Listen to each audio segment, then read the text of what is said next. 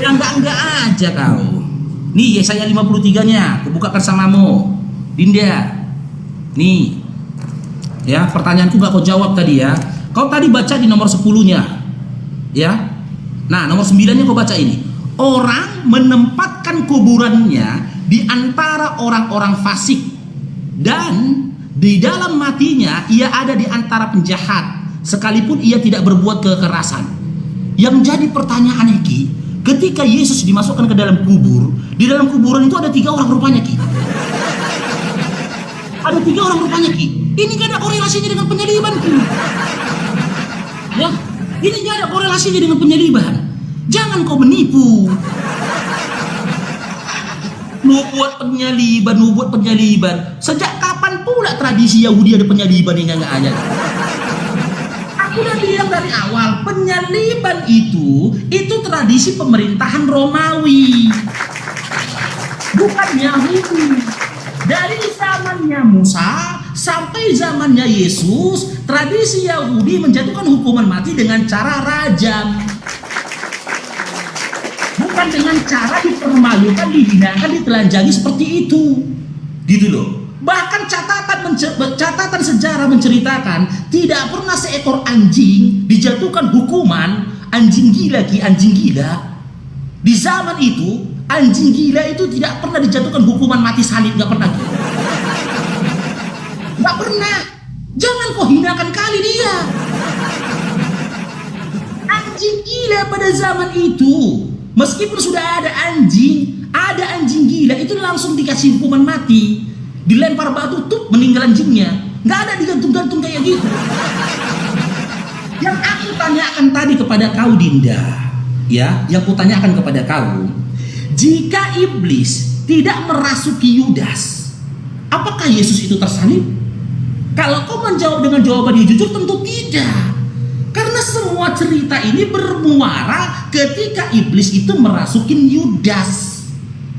Kalau iblis tidak merasuki Yudas, maka Yudas tidak menjual informasi di mana Yesus dengan 30 keping perak. Maka benarlah kata Yesus ini, bagi kalian yang percaya tentang kematianku, bagi kalian yang menginginkan tentang kematianku, apa kata Yesus dalam Yohanes 8 nomor 40 sampai 44? Iblislah yang menjadi bapakmu Ki. Iblislah yang menjadi Tuhanmu. Jujurlah kau sebagaimana jujurnya si Ebis. Ebis jujur. Yang menginginkan kematian Yesus itu adalah yang menginginkan kematian Yesus di kayu salib itu adalah iblis. Sekali lagi saya bertanya Ki, tolong dijawab jujur. Jika iblis tidak merasuki Yudas, apakah Yesus itu tersalib? Silakan Dinda. Jadi pertanyaan saya tidak dijawab ya, nggak apa-apa. Udah di awal kan aku jawab di awal. Sebentar, oke. Saya mau jawab di dalam Matius 26, catat ini Paruk. Ini ilmu buat kamu Paruk, biar kamu pintar. Matius 26 ayat 53 sampai dengan 54. Atau kau sangka bahwa aku tidak dapat berseru kepada Bapakku supaya ia segera mengirim lebih dari 12 pasukan malaikat membantu aku. Ayat yang ke-54. Jika begitu, bagaimanakah akan digenapi yang tertulis dalam kitab suci yang mengatakan bahwa harus terjadi demikian? Jelas dikatakan di dalam ayat ini Bang Faruk. Ini terjadi saat-saat Yesus akan ditangkap sebelum disalibkan. Artinya, jika Yesus hendak melawan atau tidak rela untuk disalibkan, maka dia dapat berseru kepada Bapa untuk mengirim 12 pasukan malaikat. Apakah Tuhan Yesus melakukan itu? Tidak. Jika begitu, bagaimana akan digenapi yang tertulis dalam kitab suci yang mengatakan bahwa harus terjadi demikian? Ini loh, udah jelas. Terus Faruk bertanya, apakah ketika iblis tidak membisikkan Yudas untuk menyalibkannya, Tuhan Yesus itu tidak disalibkan? Beban pembuktiannya ada dengan Faruk Sianipar. Beban pembuktian ada dengan Faruk. Di mana tertulis ketika iblis membisikkan Yudas.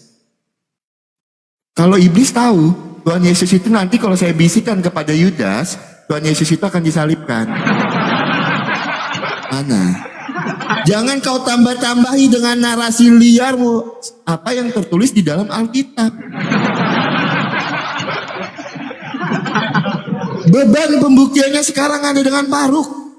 Di mana ketika iblis membisikkan Yudas menjualnya, di situ iblis tahu kalau Yesus itu dengan cara seperti itu akan disalibkan.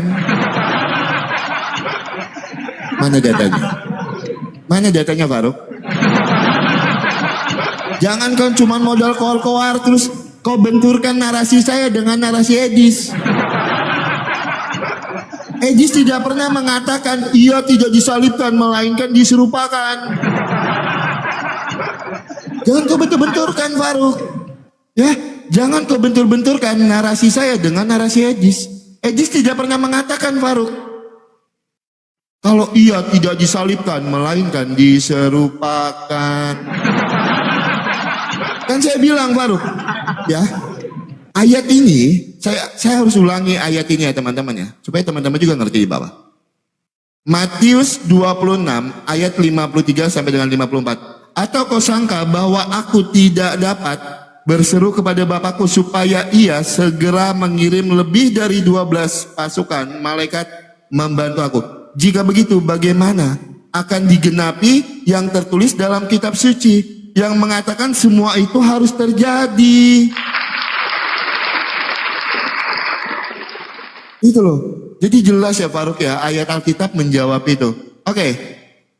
Pertanyaan saya dengan Faruk kenapa tidak mau dijawab? Oh, masalah Isa itu tidak penting untuk iman saya.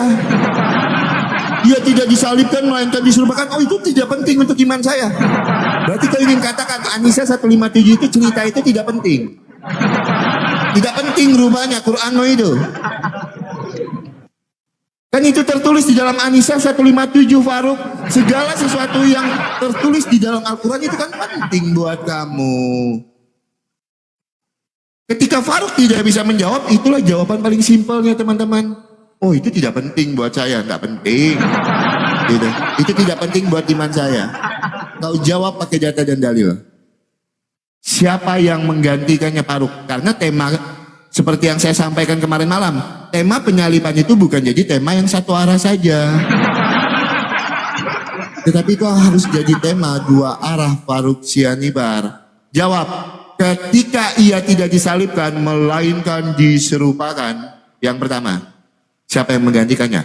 Yang kedua Faruk, kenapa harus dengan cara diserupakan? Allahmu Maha Kuasa. Kenapa tidak langsung jeder diangkat ke atas? Kenapa harus dengan cara digantikan? Jawab pakai data dan dalil Faruk. Ya jangan cuma modal ketawa-ketawa. Silakan. Aku udah bilang sama Koki, sampai meninggal pun kau bertanya, udah gue bilang, diskusi kita ini satu arah, nggak ada urusannya itu sama kami. Udah kan.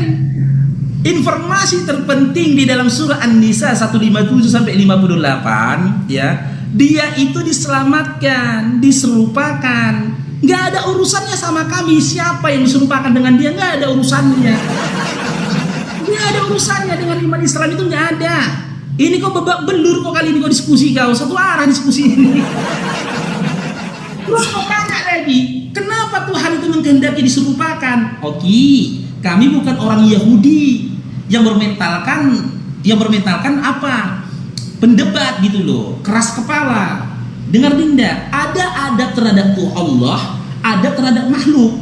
Ada makhluk terhadap Allah, apa itu? Allah tidak ditanyakan, Allah tidak dipertanyakan tentang apa yang dia perbuat. Kenapa Tuhan begini? Kenapa Allah begitu? Kenapa Allah begini? Kenapa Allah begitu? Tidak. Allah itu tidak dipertanyakan tentang apa yang diperbuat, tapi makhluklah yang dipertanyakan tentang apa yang dia perbuat. Oke, berupaya membantah Bibelnya, tapi narasi di Bibelnya dalam Yohanes 13 nomor 2, Yohanes 8 nomor 43 sampai 42 sampai 44 jelas. Iblislah inspirator, iblislah sutradara, iblislah tokoh terpenting merekayasa tentang penyaliban Yesus. Terus Yoki mengatakan, apakah iblis mengetahui bahwasanya setelah itu Yesus akan disalibkan? Ketika dia merasuki Yudas, dia tahu. Buktinya dia tahu apa? Kitab Lukas 22. Yesusnya jadi ketangkap dan disalibkan. Berarti dia tahu. Nah, sekarang aku lebih dalam lagi nih, Ki. Pegangan kok, Ki. Lukas 22 ayat berapa? Ya dari nomor 1 kau baca sepanjang seterusnya. Cerita dari penangkapan dia, pengadilannya dia, kan panjang itu semua itu, hingga akhirnya dia disalibkan. Gitu loh. Di atas ayat 68. Nah, sekarang ini pegangan kok, Ki. Ini pegangan ya. Hari ini Babang Faruk yang mantan Kristen, yang ganteng dan imut-imut ini akan membuktikan Yesus anak Maria tidak disalibkan. Datanya di mana? Ya, pegangan ya teman-teman Kristen, pegangan ya, pegangan. Ya, mudah-mudahan nggak mualaf lah kalian. Lukas 22. Nih aku baca satu perikop aja ya, biar jangan dibilang teman-teman Kristen si Pak comot-comot ayat. Nih ya, ini Dinda ya, perikopnya Dinda. Kita buka Dinda perikopnya. Nih, kita mulai dari ayat 1-nya. Perikop, rencana untuk membunuh Yesus. Seret, panjang ini ceritanya. Seret. Kita buka sampai 68, 69. Nih, pegangan koki. Biar kau tahu ada berapa Yesus di sini. Yesus anaknya Maria sudah duduk di sebelah kanan Bapa. Ketika Yesus kawin, diadili di depan pengadilan agama. Nih Dinda ya, bentar ya, aku bacakan ini Dinda ya. Apa katanya dalam 69? Mulai sekarang anak manusia sudah duduk di sebelah kanan Allah. Nih, sudah duduk di sebelah kanan Allah Bapa Maha Kuasa. Mulai sekarang anak manusia sudah duduk di sebelah kanan Allah yang Maha Kuasa. Yang berkata ini siapa, Ki? Tinta merah? Yesus. Yang berkata ini Yesus. Lukas 22 69 ini perkataan Yesus. Lalu Yesus berkata, mulai sekarang anak manusia sudah duduk, Ki ya, tengok ya. Dia tidak mengatakan akan duduk. Nih 69 ini. Ini Ki ya. Ini Dinda, abang besarkan Dinda. Nyesal kau kan jadi Kristen kan? Nyesal kau, nyesal. Ini Dinda, baca Dinda. Ya.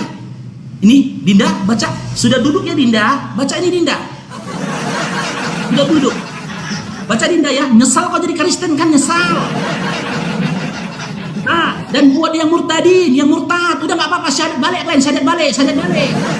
Ketahuan kan kena prank kalian kan? Di prank kalian kan selama ini di prank. Yang disabitkan itu Yesus KW. Untuk membuktikan itu, pertanyaanku Ki, terkejut si Oki. Terguncang iman si Oki, terguncang. Yang jadi pertanyaanku sekarang Ki, ya, siapa anak manusia yang sudah duduk di sebelah kanan Allah Bapa yang dikatakan oleh Yesus? Dalam Lukas 22 siapa anak manusia itu? Silakan Ki. Coba teman-teman ya. Simak teman-teman, narasi bohongnya Oki ini simak. Oke. Ya, teman-teman, saya mau tanggapi dulu ya. Silakan diterima Faruk. Ya. Lukas 22 yang Faruk katakan tadi, iblis tahu tentang rencana penyaliban itu di ayat yang keberapa ya Faruk ya? Oh, sebutkan satu ayat. Beban pembuktiannya ada dengan Faruk. Siapa yang mendalilkan? Dia yang membuktikan. Jangan kau cuma mau bertanya terus. Masalah duduk di sebelah kanan Allah itu gampang sekali untuk menjawabnya Faruk. Itu tidak membuktikan kalau Yesus itu diserupakan. Nah, sebentar. Teman-teman Kristen di bawah ya, teman-teman Kristen di bawah, saya mau bilang dengan kalian. Siang ini Faruk membuktikan kalau Faruk ini adalah orang yang modal imani dan percaya saja. Dari mana saya membuktikan itu? Dari narasinya dia sendiri. Loh, kami ini bukan orang yang tipe bertanya kepada Allah. Ya kami percaya. Kalian sering bilang Oten itu cuma modal imani, enggak pakai akalnya. Giliran ditanya balik, Faruk, yang menggantikan di dalam An-Nisa 157 itu siapa ya Faruk ya? Faruk, kenapa Allahmu tidak langsung mengangkat saja? Kenapa harus pakai acara diserupakan? Oh, itu kan kehendak Allah. Kami kan harus mengimani, tidak boleh bertanya. Kau modal imani saja. Karena kau memang gak tahu apa-apa tentang Quranmu. Dari tadi kau bertanya, Faruk, saya tunjukkan data. Sekarang kau bertanya lagi, Lukas 22 ayat yang ke-69. Gampangnya itu, Faruk. Itu gampang itu Faruk. Tetapi kau jawab dulu. Yang pertama, kau pertanggungjawabkan dulu narasimu. Di mana di dalam Lukas 22 ayat yang keberapa? Jangan kau, kalau kata orang habis congor, kau suruh saya yang cari sendiri. Habis kau ngomong, saya disuruh cari sendiri, kok enak man. Itu ayat panjang sampai ayat 71. Di mana di dalam Lukas 22 ayat yang keberapa yang mengatakan ketika iblis membisikkan kepada Yudas, iblis itu tahu kalau Yesus itu akan disalibkan. Di ayat yang keberapa? Siapa yang mendalilkan beban pembuktiannya dengan dia? Jangan kau suruh saya baca nih dari ayat 1 sampai 71. Lah kok penak man lambemu. Itu yang pertama. Yang kedua, Faruk, pertanyaan saya jawab. Karena kita sedang membahas tema penyaliban. Kita ingin membuktikan Yesus ini benar-benar disalibkan atau tidak.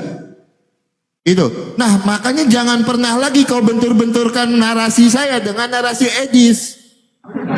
Jangan kau standar ganda. Edis tidak pernah mengatakan ia tidak disalibkan, melainkan diserupakan. Jangan kau bentur-benturkan, ya. Jawab 3 pertanyaan saya. Ini utangmu. Jangan makin banyak utangmu, Faruk. Makin banyak pula utangmu nanti. Yang pertama, di mana di dalam Lukas 22 ayat yang ke-1 sampai dengan 71 ini, ayat keberapa yang mengatakan kalau iblis tahu bahwa Yesus itu akan disalibkan? Jawab pakai data. Itu yang pertama. Yang kedua, saya minta Faruk jangan modal imani. Yang kedua, siapa yang menggantikannya Faruk di dalam An-Nisa 157? Itu yang kedua. Yang ketiga, Faruk, kenapa harus pakai acara diserupakan? Kenapa harus pakai acara diserupakan, Faruk Sianipar? Kau dari tadi bilang kalau tidak ada iblis, Yesus itu tidak akan disalibkan. Kalau tidak ada iblis membisikkan Yudas, Yesus itu tidak akan disalibkan. Oh, Faruk. Berat sekali. Oke, kita akan jawab pertanyaan dia, teman-teman. Lukas 22 ayat yang ke-69 setelah Faruk membuktikan jawabannya kepada kita. Dari tadi dia cuma modal tanya. Jawab dulu, silakan. Nggak dijawab teman-teman. Nggak dijawab, Oki rungkat dia rungkat. Takut si Oki rungkat iman Kristen rungkat. Kalau si Oki jujur menjawab Lukas 22 nomor 69 itu, siapa anak manusia yang dikatakan Yesus sudah duduk di sebelah kanan Allah yang Maha Kuasa? Siapa? Kalau Oki jujur menjawab itu rungkat Kristen, rungkat. Aku udah bilang tadi sama kau Dinda di awal, ketika kau membawa materi tema dengan penyaliban, ini diskusi akan terjadi satu arah. Karena penyaliban itu gak ada korelasinya dengan iman Islam. Gak ada. Apa yang tertulis dalam surah An-Nisa itu adalah informasi yang disampaikan oleh Allah tentang apa yang pernah dialami oleh Nabi Isa alaihissalam. Bukan menjadi syariat dan juga akidah bagi kami, tidak. Gitu loh. Makanya saya bilang, surah An-Nisa 157 tidak memberikan informasi tentang siapa yang disalibkan karena tentang siapa yang diserupakan karena apa? Karena nggak ada urusannya sama kami, nggak penting. Yang penting, poin terpenting dari surah An-Nisa 157 itu apa, Dinda? Poin terpentingnya, Nabi Isa alaihissalam itu diselamatkan. Surah An-Nisa 158. Bertanya lagi, kenapa diserupakan? Dinda, kami ini umat dipuji dan disanjung oleh Tuhan kami karena kami punya adab terhadap Tuhan kami. Beda kayak kalian, kan nggak punya adab ketika kalian bertuhan. Ngaku bertuhan tapi kalian sangkakan Tuhan kalian dengan segala kehinaan dan juga segala kutukan. Kalian menginginkan Tuhan kalian yang mati, kalian yang hidup. Tuhan kalian yang menderita, kalian hidup enak-enak. Tuhan kalian di neraka, kau enak di surga, mau kah? Adab makhluk, adab hamba terhadap Tuhan. Tuhan, Allah tidak ditanya tentang apa yang dikehendakinya. Gak ditanya. Ya, itu hanya keluar dari pemikiran orang kafir. Makanya kok dikatakan kafir. Ketika Allah menghendaki sesuatu, kau bertanya kenapa begini, kenapa begitu. Ada banyak hal kalau harus ditanya, kenapa bentuk kau kayak gini kalau gitu. Kita singkat. Angkat tembok penyaliban, babak belur kau. Ayolah Dinda Oki, jujurlah kau. Siapa anak manusia yang dikatakan Yesus yang sudah duduk di sebelah kanan Allah yang maha kuasa? Siapa? Gak usah takut kok ki rungkat Kristen ki. Ya, gak usah takut kau. Dan aku pun yakin dan percaya kali pertama kau baca itu Lukas 22:69. Dan kau harus bersyukur. Kau dapat ilmu ini dari abang kau yang master Bibel yang telah meninggalkan Kristen. Abangmu ini master Bibel. Kujamin kalau ada teman-teman Kristen mau belajar Bibel sama aku, 3 minggu dia belajar jadi pendeta yang paling hebat, jadi pendeta. Pasti banyak dia dapat perpuluhan itu, banyak. Maka ada teman-teman Kristen, kalau kalian mau jadi pendeta, kalian belajar sama aku. Gitu loh. Bahkan aku bisa mengemas khotbah seorang pendeta supaya tertarik, supaya orang semakin didengarkan banyak orang kan semakin cair durung-durung dan perpuluhannya ki. Tidak ya, tolong kau jujur Dinda, tolong jujur ya. Jangan sampai berkali-kali ku katakan ketika kau jadi Kristen pada waktu yang sama kau jangan jadi penipu Dinda ya. Dinda, nih Yesus berkata di dalam Lukas 22:69 ini Dinda ini ya. Mulai sekarang ya. Nih, mulai sekarang anak manusia sudah duduk di sebelah kanan Allah yang Maha Kuasa. Ini sudah duduk Dinda ya, kubesarkan Dinda ya, mana tahu Dinda gak baca ya kan, gak nengok. Sudah duduk, udah laki gak usah panik lah Koki, gak usah panik kau. Makanya berkali-kali ku bilang, gak ada jaminan di Kristen itu, tipu-tipu semua itu. Tipu-tipu semua itu. Kena prank kau sama Paulus, kena prank. Kau masa gak percaya nih kata Yesus, anak manusia sudah duduk di sebelah kanan Allah yang Maha Kuasa, kata dia. Siapa anak manusia yang dikatakan Yesus ini Ki? Jujur lagi, silahkan Dinda. Ki, Oi, aku bisa minta tolong Ki. lanjut. Aku bisa minta tolong bentar. Terima. Jangan kayak gitu loh muka. Enggak, jangan kayak gitu loh mukanya. Ya. Gini ya teman-teman, ini blunder Faruk yang kedua. Ngaku master Bible, Quranmu kau nggak paham. Sebelumnya Faruk mengatakan Hajar Aswad itu boleh dipindah, sebenarnya tidak boleh dipindah. Ya kan? Yang kedua tadi teman-teman, Faruk mengatakan An-Nisa 157 itu bukan akidah bagi umat Islam. Kutunjukkan datanya. Memang kau ini nggak tahu apa-apa Faruk, cuman modal koar-koar. Ini kau. Ya.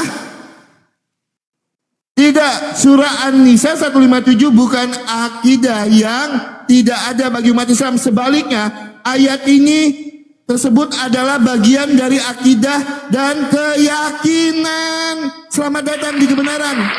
Ayat ini merupakan bagian dari akidah dan keyakinan. Jangan kau cuma modal koar-koar tapi nggak paham apa-apa. Hah? Faruk begitu? Sudah aku bilang teman-teman, Faruk ini nggak ngerti apa-apa tentang Qur'annya, apalagi tentang Bible. Makanya pertanyaan kita dari tadi nggak dijawab-jawab. Faruk ini tipe orang begini teman-teman. Dia habis bernarasi, ketika kita minta pembuktian dia akan lari. Contohnya, Faruk mengatakan di dalam Lukas 22 ayat 1 sampai dengan 71, di situ dikatakan kalau iblis tahu Yesus itu akan disalibkan ketika dia membisikkan Yudas. Kita tanya ayat berapa Faruk? Enggak kau jawab-jawab dari tadi. Enggak kau jawab-jawab Faruk.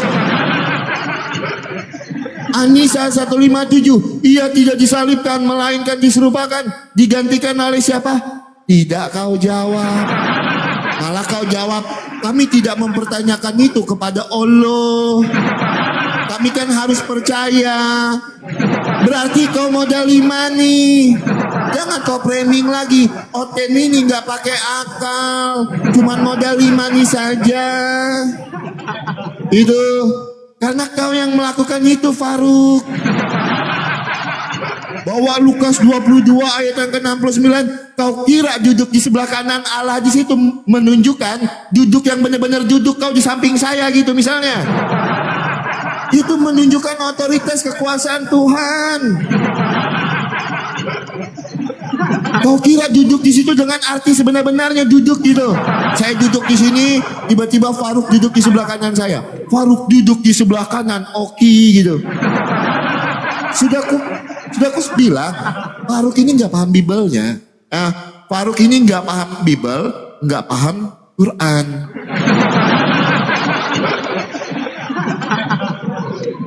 Itu ya teman-teman ya. Nah, sekarang saya mau tanya dengan Faruk ya. Sekarang saya mau tanya dengan Faruk. Tolong dijawab Faruk. Satu dulu, beban pembuktiannya ada dengan Faruk karena Faruk yang mendalilkan. Baru diskusi ini lanjut ketika Faruk menjawab saya. Yang pertama Faruk, yang pertama ya, saya mau tanya dengan Faruk Syanipar, di mana di dalam Lukas 22 ayat yang ke-1 sampai dengan 71 itu Faruk, yang mengatakan kalau iblis itu tahu ketika dia membisikkan kepada Yudas ia akan disalibkan. Itu yang pertama. Yang kedua, siapa yang menggantikannya di dalam An-Nisa 157, ia tidak diserupakan melainkan ia tidak disalibkan melainkan diserupakan.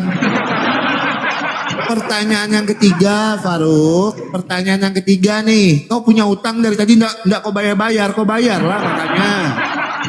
Yang ketiga pertanyaan saya dengan Faruk Syanipar, tolong kau jawab. Kenapa Allah mau pakai acara harus diserupakan? Kenapa tidak diangkat saja? Kenapa? Kau jawab jujur itu Faruk. Kenapa harus dengan cara membohongi mata? Kau jawab, kau tanya dulu Google, kau tanya dulu temanmu video call sana. Gimana jawaban Oki gimana? Ya Faruk ya. Silakan Faruk. 3 match gue. 3 match gak dijawab si Oki. Aduh. Kau berapa match rupanya gak jawab? Aku udah menjawab dari tadi loh Dinda. Mana yang kau jawab? Ya udah bikin waktunya.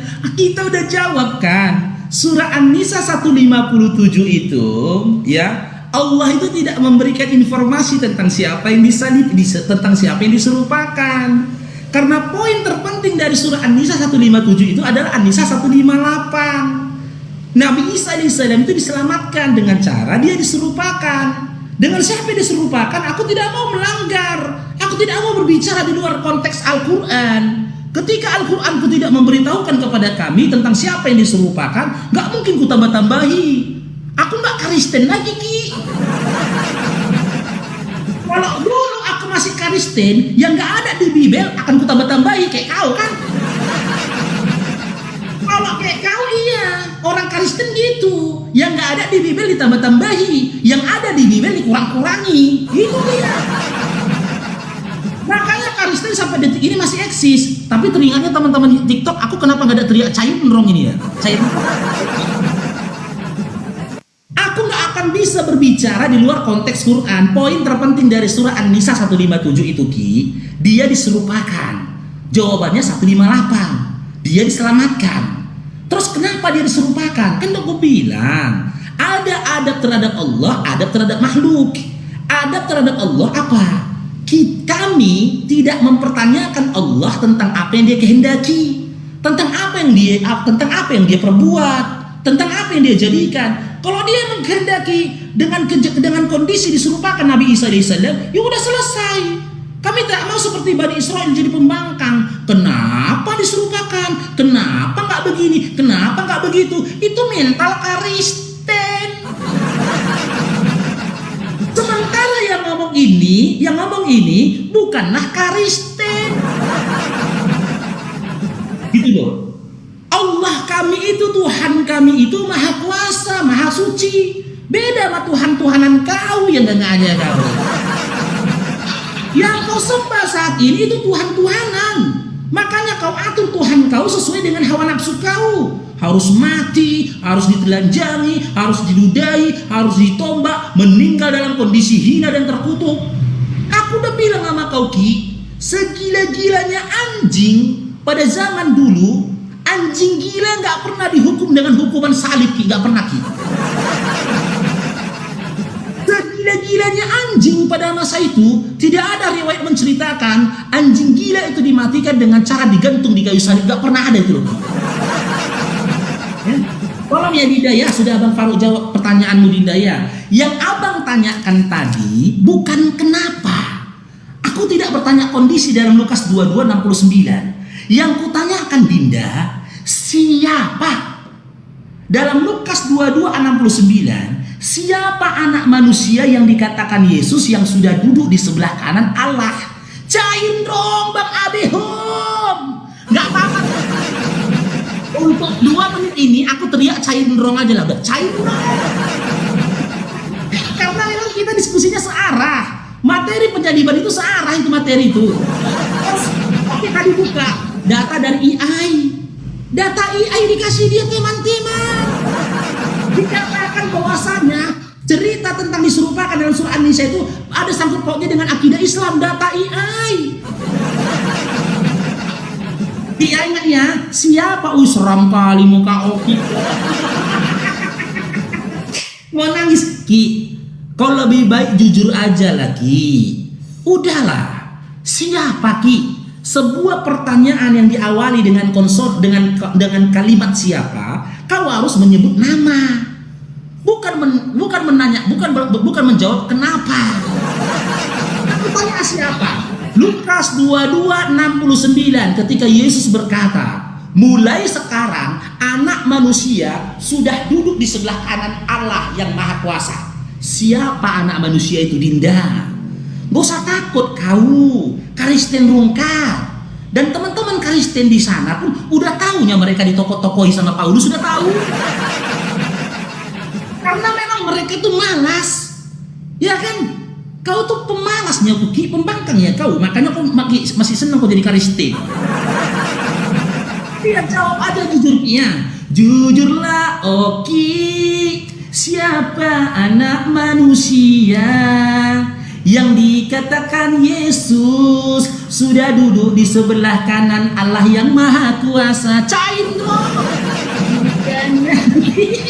Ki, jangan gitu lah muka kau, Ki. Mukanya. Kan bukan kali pertama kau babak belur diskusi sama aku, Ki. Oke, teman-teman. Memang kalau berdiskusi dengan Faruk ini memang kita harus pahami, teman-teman. Berapa kali gue bilang karena dia ini terlalu banyak membentur-benturkan kepalanya ke tembok jadinya longor. Itu. Kenapa, teman-teman? Kenapa saya berani berkata seperti itu? Faruk ini arti kata akidah aja tuh dia nggak ngerti. Kau tahu nggak arti kata akidah itu apa, Pak Faruk? Ikatan atau keyakinan. Ketika kau mengatakan An-Nisa 157 itu bukan merupakan akidah orang Islam, berarti kau tidak meyakini cerita An-Nisa 157. Berarti kau pun dalam keraguan-raguan. Gitu loh. Kau arti kata akidah aja kau nggak paham, Faruk. Makanya jangan besar narasimu tapi kau nggak paham apa-apa. Apa arti kata akidah itu? Ikatan, keyakinan. Itu loh. Terus kau tidak meyakini apa yang tertulis di dalam An-Nisa 157 itu? Ya, terus Faruk tadi, teman-teman, Allah tidak memberi informasi. Loh, bukankah tertulis di dalam Al-Quran? Bukankah tertulis di dalam Al-Quran? Allah menjelaskan, Al-Quran menjelaskan segala sesuatunya secara terperinci. Gitu loh. Ya sekarang kau tunjukkan kepada saya arti kata akidah itu apa nanti? Hah? Itu bukan akidah orang Islam. Loh, berarti kau tidak meyakini cerita itu, Faruk. Memang berat, teman-teman. Diskusi dengan orang yang nggak paham apa-apa. Kemarin ngomong Hajar Aswad boleh diganti, gitu kan? Sekarang bilang An-Nisa 157 bukan akidah. Tapi susah karena udah tembok, mukanya udah tebal, nggak punya malu. Berani berkata, Lukas 22 ayat 1 sampai dengan 71. Di situ iblis mengetahui ketika dia membisikkan Yudas, Yesus akan disalibkan. Dari tadi mana datamu? Memang nggak punya malunya kau, Faruk. Berani mendalilkan, tapi tidak berani menunjukkan data. Habis ngomong gini, Bang Faruk, di mana tertulisnya ketika Yudas membisikkan iblis, ketika iblis membisikkan ke telinga Yudas untuk apa? Untuk menjual Tuhan Yesus. Iblis tahu Yesus itu akan disalibkan. Lo ada Lukas 22 ayat 1 sampai dengan 71. Kau suruh saya yang baca.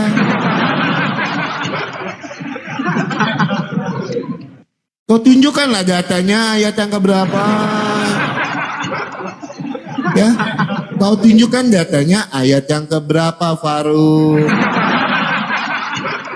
Faruk kan ingin membuktikan kalau penyalipan itu adalah rencana iblis. Buktikan ketika iblis membisikkan Yudas untuk menjual Tuhan Yesus, iblis tahu kalau Yesus itu akan disalibkan. Di mana datanya? Sampai kiamat kurang 2 hari, kalau kata Ustadz Yusuf PI, tidak akan pernah kau dapatkan data itu. Karena kau cuma modal kowar-kowar tanpa data. Terakhir, saya tanya dengan Faruk Syanibar, biar diskusi ini berjalan. Mau menjawab atau tidak? Tema kita menyalibkan. Kau ingin membuktikan Yesus itu tidak disalibkan, melainkan diserupakan. Kalau kau tidak jawab, kita akhiri diskusi ini. Ya, An-Nisa 157, ia tidak disalibkan, melainkan diserupakan. Siapa yang menggantikannya? Yang kedua, kenapa Allahmu harus melakukan cara menyerupakan? Kenapa tidak langsung diangkat aja? Kenapa? Jawab. Kalau tidak dijawab juga ya mohon maaf. Kalian mau bilang saya kabur, ya buat apa? Di mana-mana ketika diskusi penyalipan dengan Nandar, Yusuf PI, dengan Ustadz Wapi, Ustadz Alif, ya jadi 2 arah. Cuma si Faruk yang pengen jadi 1 arah, teman-teman. Karena apa? Enggak paham apa-apa. Silakan Faruk, dijawab. kalau nggak mau ya udah selesai. Itu aja. Buat apa diskusi, ya kan? Silakan. Sepertinya Oki sudah mau kabur teman-teman. Cair dong. Mana dia? Oh, belum. Sepertinya Oki mau kabur dia teman-teman. Berat kali memang Ki ya. Ya, berat. Sebuah kejujuran di dalam iman Kristen itu berat. Karena apa? Ki, abangku ini mantan Kristen Ki. Saya akui Ki, iman Kristen itu tidak bisa diselamatkan kecuali dengan dua hal. Yang pertama, penipuan. Yang kedua, kemunafikan. Dari awal match tadi ku tanya sama kau Dinda, siapa sosok anak manusia yang dikatakan Yesus yang sudah duduk di sebelah kanan Allah yang tertulis dalam Lukas 22:69? Kenapa berat kali kau menjawabnya? Terus kau bilang, apakah iblis itu sudah tahu gitu loh, bahwasannya Yesus KW itu akan disalibkan? Tahu dia, karena dia sutradaranya Dinda. Cair dong, diberkati namaku. Hari ini teman-teman kita diskusi, kita santai teman-teman. Karena apa? Si Oki yang longor. Kenapa longor? Dia pilih tema penyaliban. Coba. Aku udah bilang sama kau, Tuhan kami tidak menginformasikan tentang siapa yang diserupakan. Aku Islam bukan Kristen.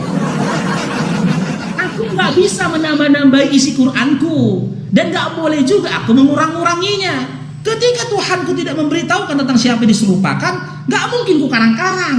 Kalau dulu Kristen mungkin, atau kalau kayak kau Kristen mungkin kayak gitu.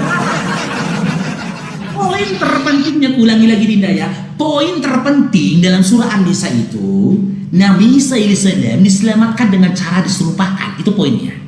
Ya, itu poinnya Dinda ya. Kenapa? Kau tanya lagi, kenapa diserupakan? Lah, kami punya adab terhadap Tuhan kami. Tuhan kami itu tidak ditanyakan tentang apa yang dia perbuat, Dinda. Tolonglah Dinda. Teman-teman, tengoklah muka si Oki teman-teman. Makanya nggak ada lagi yang nge-give si Oki, tengok itu. 10 max teman-teman. Satu pun teman-teman Kristen pun mungkin yang Oki gini kan. Oh, Oki longor. Ngapain lah kau lawan si Paruk itu, Oki, kata teman-teman Kristen. Si Paruk itu bahaya. Kalau si Paruk kau kasih panggung, rungkat nanti perpuluhan kita, Oki. Si Paruk itu master Bibel itu, si Paruk itu. 27 tahun jadi Kristen itu si Paruk itu. Sama seluruh apologet OT dan disampaikan, jangan diskusi sama si Paruk. Karena si Paruk itu mu'alaf yang paling ditakuti apologet Oten dan juga para pendidik. Bahaya dia. Nah, di WA kok karena masih bom kan di WA kan. Jangan kau diskusi sama si Paruk itu. Kena kok kan. Ditanya si Paruk jadinya kan. Dalam Lukas 22:69 yang seakan-akan menggambarkan ada dua sosok Yesus di situ. Makanya nggak mau lagi kau disuruh sama saudara-saudara Kristenmu. Babak belur kau. Si bom yang jadi gurumu saja babak belur lawan aku, nggak berani lawan aku. Ya. Tolong Dinda Oki ya, Dinda. Tarik napasnya Ki. Ya. Coba sebutkan Dinda, ya. Siapa sosok yang dikatakan Yesus yang tertulis dalam Lukas 22:69 yang sudah duduk di sebelah kanan Allah yang Maha Kuasa? Siapa Dinda? Silakan. Kalau setelah jujur kau masih Kristen, urusan kau loh itu Ki. Urusan kau masih. Terus kau katakan si Paruk ini makanya kurang-kurangi membentur-bentur kepalamu ke tembok. Kau ngatain aku atau ngatain Yesus kau Ki? Kau jangan menghujat Yesus. Matius 26:39, Yesus itu sujud. Berarti kau bilang dia mau membentur-benturkan kepala begini? Tidak boleh gitu. Ya, dijawab Dinda ya. Siapa? Anak manusia yang dikatakan Yesus sudah duduk di sebelah kanan Allah Bapa, Allah yang Maha Kuasa. Silakan Dinda. Oh, Oke, teman-teman. Ya, teman-teman rekam ini ya. Teman-teman Kristen rekam ini ya. Oke. babak belur lagi ya, siapa? Silakan. Oke, sebentar. Oke, siap. Siap, saya jawab. Oke. Jujur, silakan. Oke, Faruk. Pertama saya mau sampaikan yang saya bilang membenturkan kepala di tembok itu, Faruk. Tembok itu adalah dinding. Sejak kapan dinding itu jadi lantai? Longornya kelewatan. Yang saya bilang tembok, bukan lantai. Sejak kapan tembok itu jadi dinding, Faruk? Gitu. Oke, teman-teman. Dari tadi saya sudah jawab ya pertanyaan Faruk ya. Lukas 22 ayat 69. Duduk di sebelah kanan Allah di situ itu merujuk kepada otoritas dan kekuasaan Allah. Mari kita tunjukkan datanya. Dari tadi saya sudah jawab karena memang Faruk aja yang nggak mau terima. Oke. Aku berkata kepadamu, sesungguhnya di antara orang-orang yang hadir di sini ada yang tidak akan mati sebelum mereka melihat Anak Manusia datang sebagai raja dalam kerajaannya. Itu merujuk kepada kekuasaannya, otoritasnya, Faruk. Astaga, Tuhan Yesus. Dari tadi saya sudah jawab itu, Faruk. Nah, tapi nggak apa-apa, teman-teman. Kalau Faruk memaksakan duduk di sebelah kanan Allah itu dalam makna yang sebenarnya, berarti Faruk duduk di sebelah saya. Boleh saya gunakan hal yang sama di dalam iman Bang Faruk. Sahih Muslim 3406. Rasulullah bersabda, orang-orang yang berlaku adil berada di sisi Allah di atas mimbar panggung yang terbuat dari cahaya di sebelah kanan Ar-Rahman Azza wa Jalla. Sedangkan kedua tangan Allah adalah kanan semua. Kita gunakan narasi yang sama, Faruk. Di sini kanan semua. Kalau Faruk tidak menerima duduk di sebelah kanan Allah itu adalah otoritas kekuasaan Allah, kenapa Faruk menerima ini? Ini gimana ini nanti? Hah? Kalau ini nanti itu sebuah peribahasa. Kau baca, Faruk. Orang-orang yang benar-benar adil berada di sisi Allah di atas mimbar panggung yang terbuat dari cahaya sebelah kanan Ar-Rahman Azza wa Jalla. Sedangkan kedua tangan Allah kanan semua. Mencret kan kau? Mencret. Kemana-mana kau jadinya. Itu loh. Dan teman-teman, Faruk ini dari tadi tidak membuktikan. Faruk, buktikan dulu. Faruk Sianipar buktikan dulu ya. Di mana di dalam Lukas 22 ayat yang ke-1 sampai dengan 71 itu, Faruk, Iblis tahu kalau Yesus itu akan disalibkan. Di mana datanya, Faruk Sianiparku yang ganteng? Astaga. Tembok jadi lantai, lantai jadi tembok. Yang saya bilang tadi, jangan kau benturkan kepalamu ke tembok. Kalau sujud kan berarti ke bawah. Sejak kapan sujud itu lurus ke atas?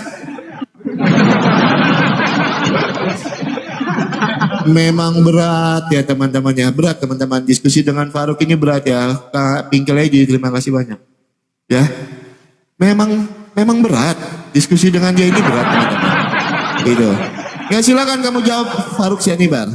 Oke, An-Nisa 157. Allah tidak memberikan informasi karena poinnya ada di dalam An-Nisa 158. Oke, kita terima teman-teman. Walaupun sebenarnya tertulis di dalam Quran Bang Faruk.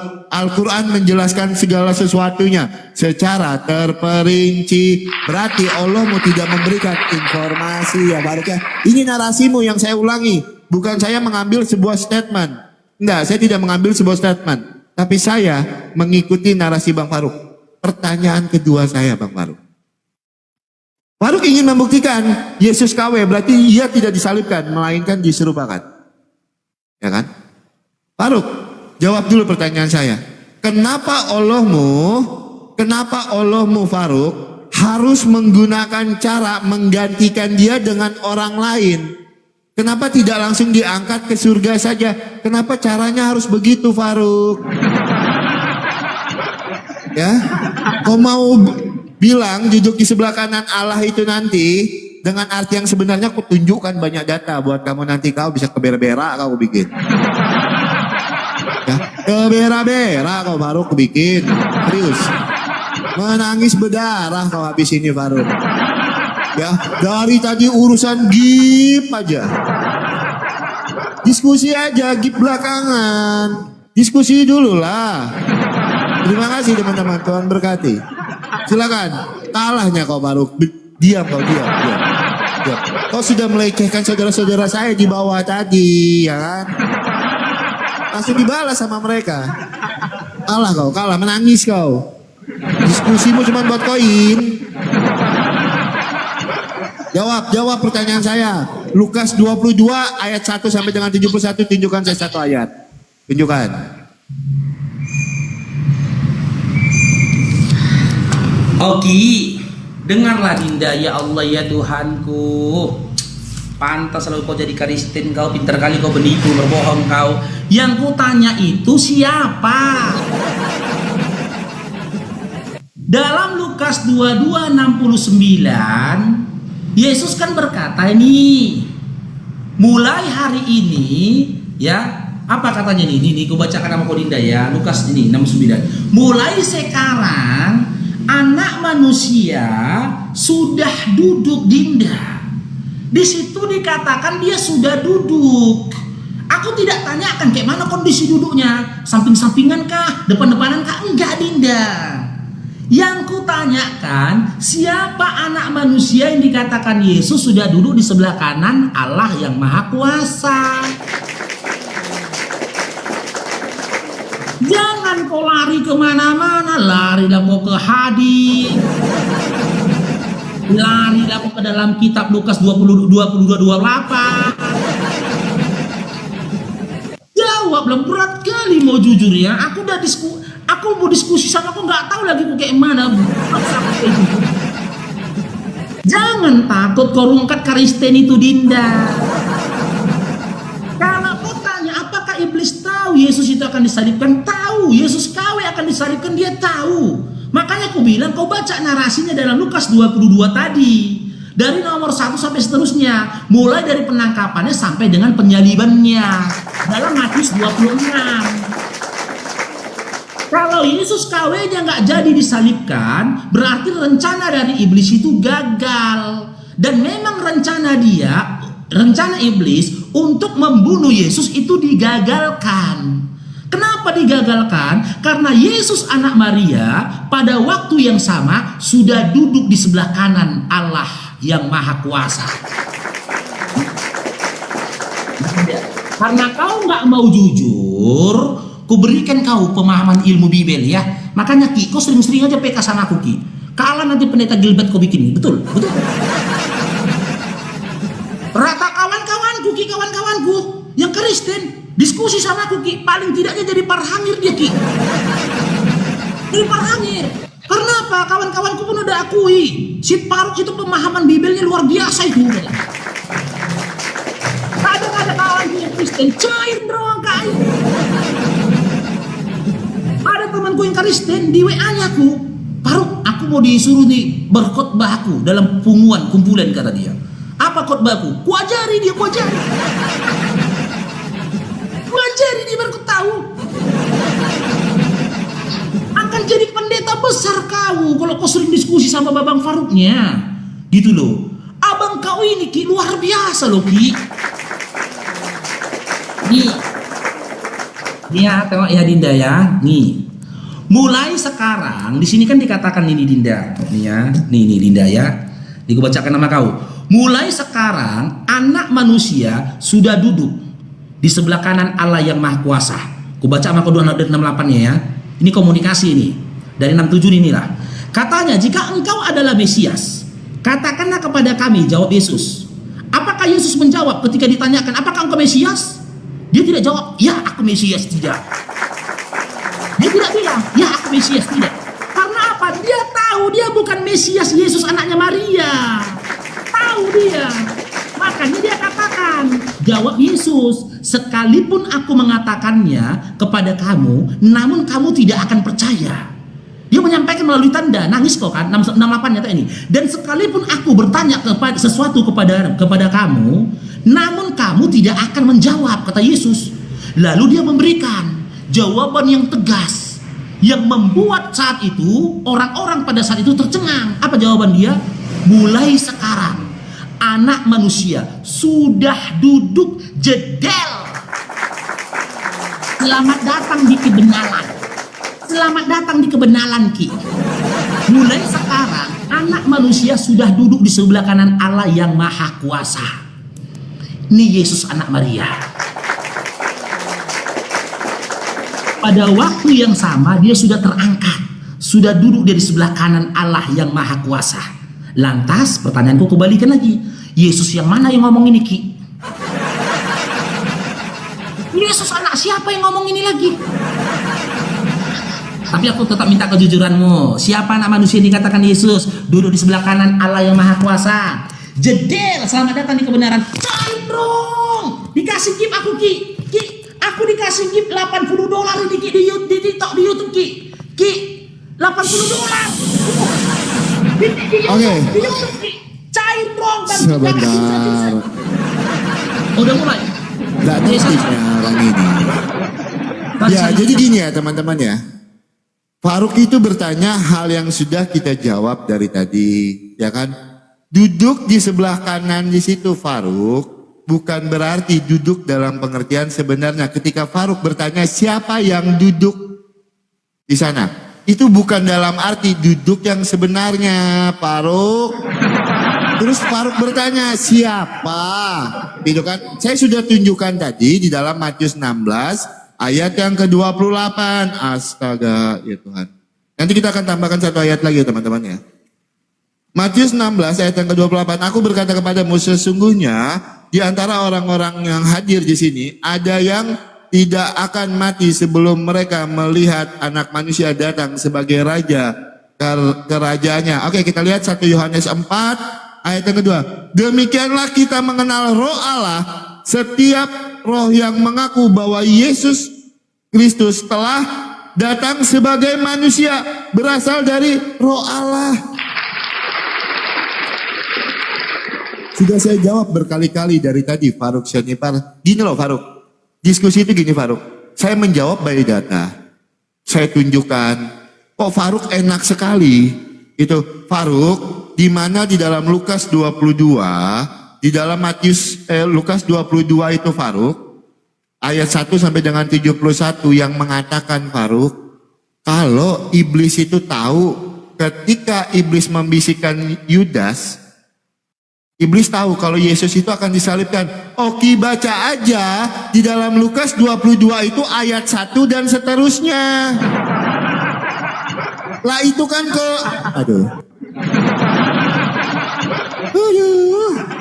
Memang berat ya teman-teman ya. Enak gak nanti kau jawab Faruk? Yang Faruk tanyakan di dalam Matius 16 yang Faruk tanyakan duduk di sebelah kanan Allah itu Faruk baca aja sendiri di dalam misalnya kitab Matius pasal 1 ayat yang 1 dan seterusnya. Gitu loh. Kok enak sekali cangkemmu. Diskusi model apa begitu Faruk? Ketika menjawab dan seterusnya, ketika bertanya minta data. Ya karena tujuannya gini teman-teman. Tujuan dia berdiskusi ini menjatuhkan iman kekristenan yang penting cair. Dia tidak fokus di ranah diskusinya. Yang penting aku dapat duit, ya kan? Bodoh amat aku ngomong ngawur. Bodoh amat Hajar Aswad itu boleh diganti. Dia tidak malu untuk itu. Gitu loh. Nah sekarang gimana kita mau lanjut diskusi ini teman-teman kalau pertanyaan kita dari tadi nggak ada yang dijawab. Buat apa kita diskusi lagi? Cuman mau modal framing-framing, pertanyaannya kita jawab pakai data dan dalil. Kita tambah-tambahkan terus datanya. Gitu loh. Gimana? Sekarang Faruk, ada waktu 1 menit 30 detik. Faruk mau tunjukkan nggak? Faruk. Apa? Faruk mau tunjukkan nggak ayat keberapa yang mengatakan kalau iblis itu tahu